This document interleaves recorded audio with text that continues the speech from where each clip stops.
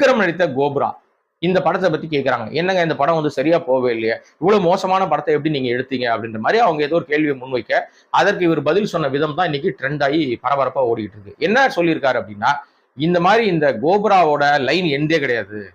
அது தயாரிப்பாளர்கள் அந்த லைனை என்கிட்ட கொடுத்து பிரஷர் பண்ணி எனக்கு வந்து அந்த படத்தை எடுக்க வச்சிட்டாங்க. 8 மாசம் அதற்காக செலவு பண்ணிட்டாங்க. அதனால ஒரு வழி இல்லாம நான் வந்து காஸ்ட்லியஸ்ட் லாஸ் நான் வந்து அதுல வந்து பண்ணிட்டேன். எனக்கே தெரியுது அது. தெரிஞ்சுதான் அந்த விஷயத்த நான் பண்ணேன். திரைக்கதையில நிறைய விஷயங்கள் என்னால பண்ண முடியாம போயிடுச்சு. நமக்கு ஒரே ஒரு சந்தேகம் தான்.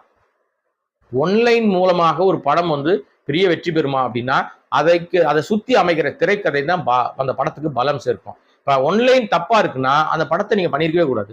அதுக்கப்புறம் நீங்க திரைக்கதை அமைச்சீங்கல்ல, திரைக்கதையில எத்தனையோ படங்களை வந்து தூக்கி நிறுத்த முடியும், வெற்றி பெற வைக்க முடியும், ஒவ்வொன்னு ஓட வைக்க முடியும். அப்ப திரைக்கதையில உங்க மேக்கிங்ல நீங்க சோட்ட விட்டுருக்கீங்க, தப்பு பண்ணிருக்கீங்க. இதற்கு தயாரிப்பாளர் எந்த விதத்துல பொறுப்பாவார்? அப்ப வாய்ப்பு